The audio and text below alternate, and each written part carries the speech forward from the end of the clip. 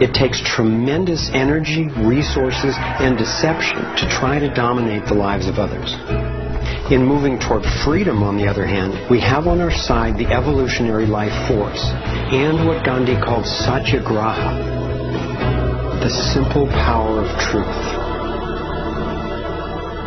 In India, we have thousands of villages which are now freedom zones. So we will not accept patenting. We will not cooperate with it, just like Gandhi did not cooperate with salt laws. We will not allow chemicals and genetically engineered crops to enter our ecosystems because they threaten this biodiversity. And this freedom movement, which is a freedom movement for all species, not just for individual humans, is something that's growing so fast and is reflected in the movement for GMO-free zones in Europe. I turn my back and there's another 1,000 GMO-free zones. 90% of Italy, 90% of Austria. The freedom zones around the seed, around food, are creating massive shifts. In Bolivia, a grassroots movement took to the streets, relentlessly banging pots and pans, and eventually stopped the foreign corporate takeover of their water resources. Though very little is shown by the corporate media, there are countless success stories going on every day all over the world.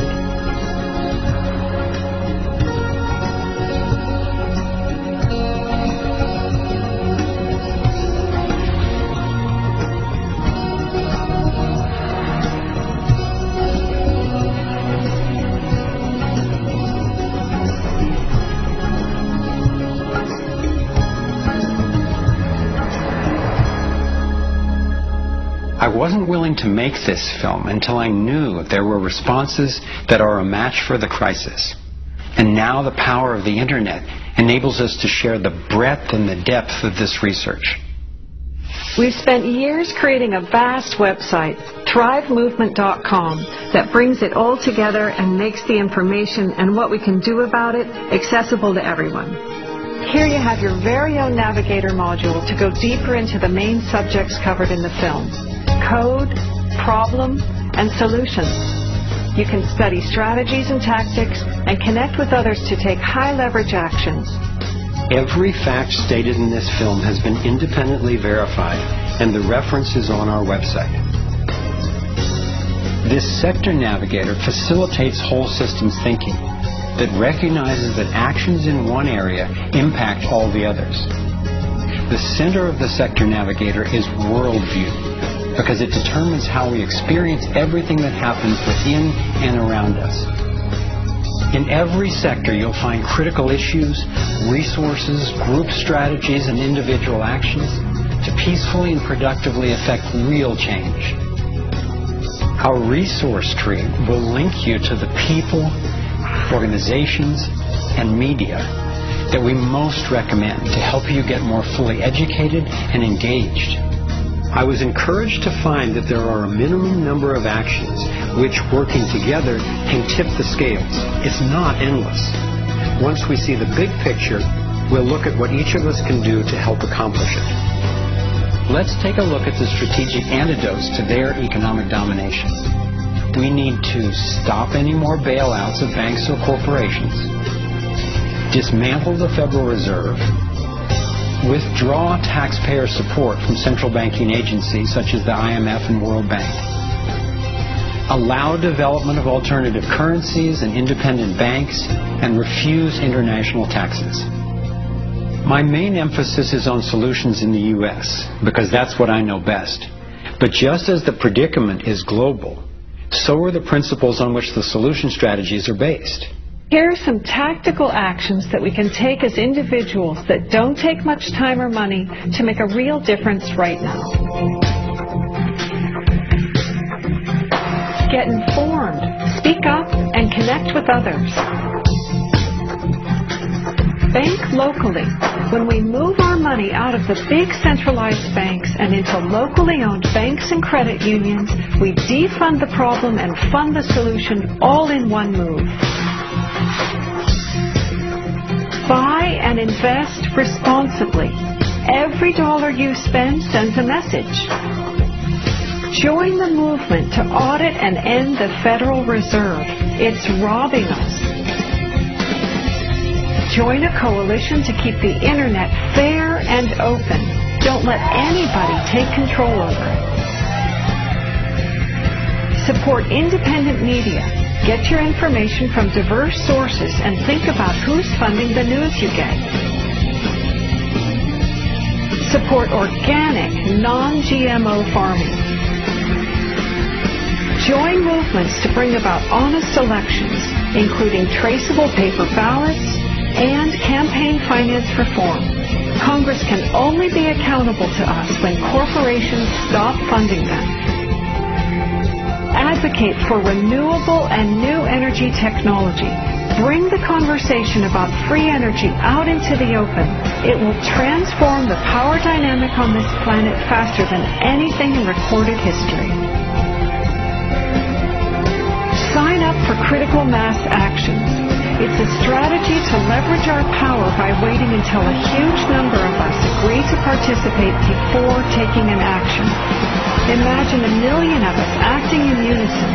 Then again, imagine even more.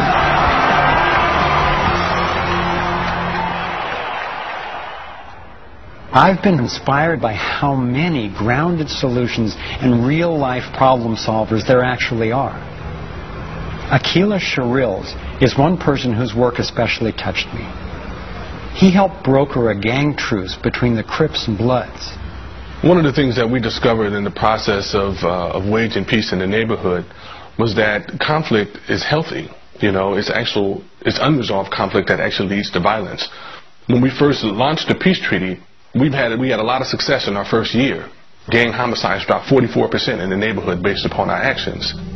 Akila describes what happened when two rival gang leaders finally met after the truce. The brother came up to him and told him, man, look, I know you got some hard feelings for me. You know, maybe I got some hard feelings for you. He said, but because of this truce, man, he said, I'm willing to put all of that to the side. And he stuck out his hand. He hugged him and he said he closed his eyes because he was preparing for a sharp, a knife to enter his back. He was waiting for for a bullet, to be shot into his stomach. But he said after a few moments, he held that embrace. He realized that, that it was genuine. I believe that having a clear picture of our potential is as important as uncovering what stands in its way. So I want to take you to a possible world of the future. It's a world the elite would have you believe is an impossible pipe dream, but I'm convinced it's a world that is utterly within our grasp. We can create a world where people can thrive, where we can feel safe and secure. The air, water, and food are clean. A world where communities are capable of producing their own energy and food, and trade is open and fair. Rather than focusing on punishment, instead justice restores lives and losses. Insurance pays doctors to keep people healthy. Education is voluntary, serving the needs of individuals instead of corporations. We get honest feedback from independent media. There are no subsidies and no bailouts. Imagine that with an honest money system, little or no taxes, and low electric and fuel bills, you would have the money to pay off your home and car and be free to save and invest. You would enjoy more wealth, freedom, and security, all while working the same or probably less. Let's say I started a mutual fund for my neighborhood, and all the neighbors had stock, okay? And so they healed the environment, and their stock went up in value. So instead of getting drained financially, they're making money. They're making money from things that make their kids safer and prevent the planet from dying. So you kind of have your cake and eat it too. Instead of working all week to make money and then coming home and trying to save the planet on the weekends, you can spend Monday through Friday making money saving the planet and then, go to the beach. This vision of a thriving world is based on what could be called the liberty perspective. There is a simple principle that underlies this approach: non-violation. Nobody gets to violate you or your property, and you don't get to violate anyone else, except in genuine self-defense. This is the one rule I've found that every single person agrees with, at least for themselves. I believe that non-violation is the true north of humanity's moral compass and our core navigating insight. This insight can guide us and protect each and every individual as we set up voluntary, self-sustaining systems. It is a way of living that I can stand for wholeheartedly and without reservation. I've been profoundly influenced by the work of Austrian economist Ludwig von Mises, who developed a whole philosophy and economic system based on the core ethic of non-aggression. Motivated by having witnessed the ravages of communism and fascism in Europe, he committed his life to finding a just way. He recognized that those systems, as well as socialism and even democracy, wrongly assume the rights of the collective, or the group, to be more important than those of the individual. I had always gone along with the view that more people will thrive if we consider the group's needs above the individual's. But when I took a closer look, I found it doesn't really work that way.